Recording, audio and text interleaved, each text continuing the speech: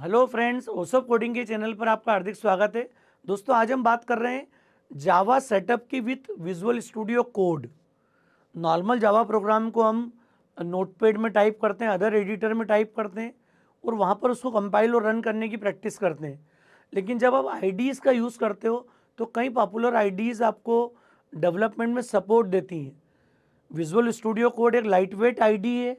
इसके अलावा आप चाहेंगे तो फ्यूचर में नेटबीन्स, इक्लिप्स, इंटेलिजे के साथ भी काम कर सकते हैं। आज इस लेक्चर में हम कंप्लीट डिस्कशन करेंगे जेडीके के इंस्टॉलेशन को और उसके बाद बात करेंगे विजुअल स्टूडियो कोड के साथ जावा को हम कैसे शुरू करेंगे। तो देखते हैं दोस्तों, सिंपल है, बहुत आसान कॉन्सेप्ट है। सबसे पहले आपको सिंपली ब्राउज़र पे जाना है। वेब ब्राउज़र हमने ओपन कर लिया। यहाँ पर ब्राउज़र ओपन करने के साथ हम सबसे पहले जावा डाउनलोड की बात कर लेते हैं। यहाँ पर जावा डाउनलोड के लिए हम ओरेकल की साइट पे चले जाते हैं। ओरेकल में अभी दिख रहा है 21.17, तो हम 17 के साथ आगे बढ़ेंगे। 17 भी LTS वर्जन है, 21 अभी लेटेस्ट है। इवन कई इंडस्ट्रीज़ भी अभी 17 में शिफ्ट हो रही हैं। तो अगले मुझे लगता है 1 या 2 दशक तक 17 के साथ काम करने में कोई इश्यूज़ नहीं आएंगे। ऑपरेटिंग सिस्टम को आप चूज़ कर लीजिए। विंडोज़ के लिए बात कर रहे हैं हम। ये 64 बिट इंस्टॉलर की बात कर रहे हैं। इसको क्लिक कर लिया आपने, तो पहला काम तो क्या कर दिया हमने, 64 बिट इंस्टॉलर आपको डाउनलोड करना है। डाउनलोड करने के बाद देख लेते हैं हम, जैसे हमारा 17 डाउनलोड होगा, ये डिपेंड करेगा स्पीड पर, आपकी मशीन पर, इंटरनेट की स्पीड कैसी, मशीन का कॉन्फ़िगरेशन क्या है। डाउनलोड के बाद इंस्टॉलेशन की प्रोसेस शुरू करते हैं हम। तो आप 17 को इंस्टॉल कर लीजिए। अब सिंपली नेक्स्ट नेक्स्ट क्लिक करना है आपको। अभी हम डिफ़ॉल्ट पाथ को ही रख रहे हैं। यहाँ पर प्रोग्राम फाइल्स जावा JDK 17 चेंज नहीं करना। आप चाहो तो चेंज कर सकते हो। अब हमने सिंपल फाइल्स कॉपी होंगी, सारा इंस्टॉलेशन कंप्लीट होगा JDK का, और क्लोज। जैसे हमारा JDK इंस्टॉल हो जाए, कमांड प्रॉम्प्ट पे जाके आप चेक कर सकते हो। यहाँ पर तो हमने CMD दे दिया। अब यहाँ भी अगर आप जाके देखते हो जावा डैश डैश वर्जन, तो यहाँ जावा अवेलेबल है, दिख रहा है 17, जावा AC, run time environment, JRE, hotspot, ये कंप्लीट आपको दिख रहा है। इसका मतलब है कि यहाँ पर पाथ सेट है। मैं कहीं पर भी डायरेक्टली प्रोग्राम को कंपाइल कर सकता हूँ, रन कर सकता हूँ। अगर ये नहीं आता, सपोज इस केस में हो सकता है आपकी मशीन पर ये डायरेक्ट कॉन्फ़िगर नहीं हो रहा, पाथ सेट नहीं हो रहा, तो उसका तरीका क्या होगा, आपको इस अप्रोच अडॉप्ट करनी है। 1 बाय 1 आप चले जाओ C कॉलन पे। सी से हम जाएंगे प्रोग्राम फाइल्स, जहाँ पर जावा को इंस्टॉल किया। फिर नेक्स्ट जावा फोल्डर आपको दिख जाएगा, JDK 17 और बिन। ये बिन तक के पाथ को आप कॉपी कर लीजिए। यहाँ पर ये पाथ कॉपी कर लिया हमने। यहाँ पर कॉपी करने के बाद क्या स्टेप है आपकी, अब आप एनवायरनमेंट वेरिएबल सेट करने की बात करो।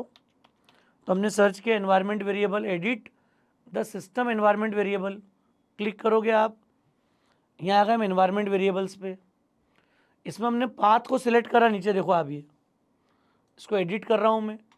यहाँ पर चूंकि पहले एक पाथ दिया हुआ है, ये मैंने सपोज डिलीट कर दिया। अगर ब्लैंक है, वो ब्लैंक होगा तो आप यहाँ न्यू पर क्लिक कर दो, और जो हम कॉपी करके लाएं, सी, प्रोग्राम फाइल्स, जावा, JDK और बिन, बिन तक के फोल्डर को आप लाके यहाँ पर जो कॉपी करा वो हमने पेस्ट कर दिया पूरा। देखो आप, इसी को कॉपी करके लाए थे पूरा हम, और आप इसको सेव कर दो।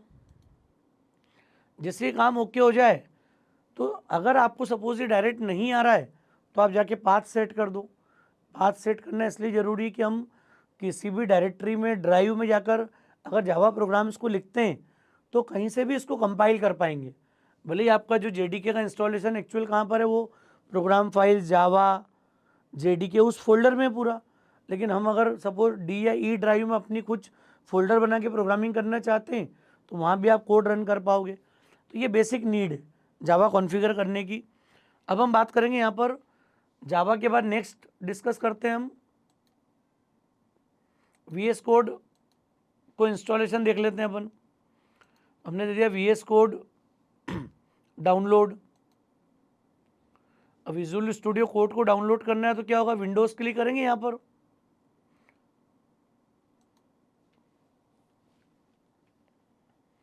तो अब हमने वीएस कोड डाउनलोड कर लिया।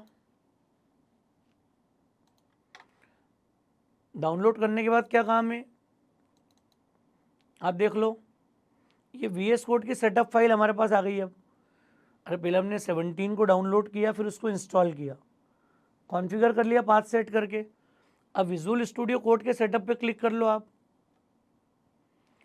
बड़ा आसान काम है, सिंपली 2 बेसिक स्टेप्स हैं। एक्सेप्ट करा हमने एग्रीमेंट को, नेक्स्ट। यहाँ भी डिफ़ॉल्ट पाथ की बात कर रहे हैं हम यहाँ पर।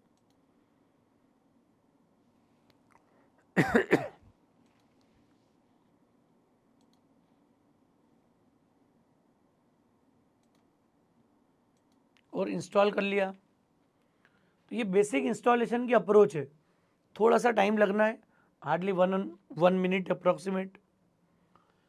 तो जैसे ही 2 इंपॉर्टेंट स्टेप क्लियर हो गई, एक जेडीके को हमने इंस्टॉल कर लिया, जेडीके इंस्टॉल करने के बाद हमने विजुअल स्टूडियो कोड इंस्टॉल कर लिया। अब आपका ऑलमोस्ट काम हो गया। विजुअल स्टूडियो कोड में अगर सपोज कुछ भी शो नहीं हो रहा है, मान लिया हमने अभी आपके सामने इस तरह की ब्लैंक स्क्रीन आ रही पूरी वीएस कोड में, तो अप्रोच क्या होगी हमारी, हम एक फोल्डर क्रिएट कर दें जाके। दिख रहा है ना आपको, अलग अलग एक ओपन फोल्डर हमने क्लिक कर दिया। अगर आपकी मशीन पे फोल्डर नहीं है तो जैसे मैंने प्लान कर लिया कि C:D पे जाना है, और डी पे हमारे पास अगर कोई ये जावा ओसोप नाम से मान लिया फोल्डर है, नहीं हो तो आप उसको क्रिएट कर दो। और सिलेक्ट कर लिया फोल्डर हमने। जैसे फोल्डर सिलेक्ट करोगे तो आपको यहाँ पर क्या हो जाएगा, एक फाइल यहाँ पर सपोज पहले से एक फाइल बनी हुई hello.java, तो ये टाइप कर लो। और नहीं भी करना है तो आपको सिंपल टेस्टिंग करने का तरीका क्या है, आप टर्मिनल ओपन कर लो। वीएस कोड खुलने के बाद टर्मिनल ओपन करने के लिए कमांड क्या होगा, कंट्रोल, और ये वंस कॉम्प्लीमेंट दिखता है आपको साइन नीचे बैकलिट, तो कंट्रोल बैकलिट दबा दिया आपने तो ये टर्मिनल ओपन हो जाएगा हमारा। टर्मिनल ओपन होने में क्या करना है आपको, देखो हमने यहाँ दे दिया जावा डैश वर्जन, यहाँ भी अवेलेबल है जेडीके, मतलब हम इजीली अपने सारे प्रोग्राम्स को बना सकते हैं, कंपाइल रन कर सकते हैं। तो ये पहला जावा का प्रोग्राम टेस्ट कर लें हम। यहाँ पर कोड क्लियर है। यहाँ पर जावा का फर्स्ट प्रोग्राम का सिंटेक्स हम लोग जानते हैं पूरा, हमने अगर नोटपैड वगैरह के साथ में एग्जीक्यूट किया हुआ है तो ये बेसिक क्लैरिटी है। क्लास का नेम आ गया hello, public static void main के साथ पूरा सिंटेक्स है, हमने प्रिंट कर दिया ओसोप कोडिंग। अब इसको जब सेव कर लें हम यहाँ पर, या कंप्लीट मैसेज दे दिया हमने, वेलकम टू ओसोप कोडिंग, सेव कर लिया। टर्मिनल पे आ गए हम। टर्मिनल में आके कमांड क्या दे देंगे, जावा सी hello.java। ये वैसा ही चलेगा जैसा आप कमांड प्रॉम्प्ट पे नॉर्मल में अगर एडिटर पे काम कर रहे हो या नोटपैड में जाके आप कोड लिख रहे हो, तो यही अप्रोच वहाँ भी अडॉप्ट करते हैं हम लोग। जाके कमांड प्रॉम्प्ट पे जाते हैं, जावा सी के साथ कोड एग्जीक्यूट कर सकते हैं 1 बाय 1। रन करने के लिए कमांड क्या यूज़ करते हो, जावा हेलो।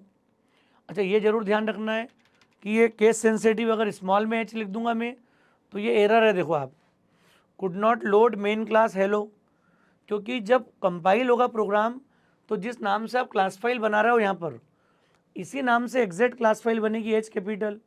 और जब एच कैपिटल को आप देख रहे हो तो यहाँ पे दिखेगा अब ये प्रॉपर चलेगा, जावा हेलो दोगे आप, वेलकम टू ओसोप कोडिंग। तो ये दोस्तों सिंपल अप्रोच थी, पहले जेडीके को इंस्टॉल करना, डाउनलोड करना, फिर उसका इंस्टॉलेशन, बेसिक कॉन्फ़िगरेशन की बात की हमने, पाथ सेटिंग तक की पूरी, एनवायरनमेंट वेरिएबल सेट करना, फिर सिंपली विजुअल स्टूडियो इंस्टॉल करना है। और विजुअल स्टूडियो में कमांड प्रॉम्प्ट पे टर्मिनल पे जाके आप वैसे ही फील ले पाओगे जैसे आप अभी तक नोटपैड के साथ अपना कोड एग्जीक्यूट करते हो रूटीन अप्रोच में। और डायरेक्ट भी चला सकते हैं सीधे, विजुअल स्टूडियो कोड में तो दिख रहा है एक, यहाँ से कोड एग्जीक्यूट कर लिया हमने सीधे, वेलकम टू ओसोप कोडिंग। इसके अलावा यहाँ पर अगर हमने एक्सटेंशन सारे इंस्टॉल कर रखे हैं साथ में यहाँ पर, तो एक्सटेंशन होंगे तो ये रन और डिबग का ऑप्शन ही आ जाएगा। जितने भी रिक्वायर्ड एक्सटेंशन है आप यहाँ जाके आप जावा एक्सटेंशन सर्च कर देना, या pack extension pack for Java, वो जितने रिक्वायर्ड एक्सटेंशन है वो सारे इंस्टॉल कर लो। इंस्टॉलेशन का फ़ायदा क्या होगा आपको कोडिंग में, और यहाँ पर आपको मेन फ़ायदा क्या मिलेगा इसका दिख रहा है।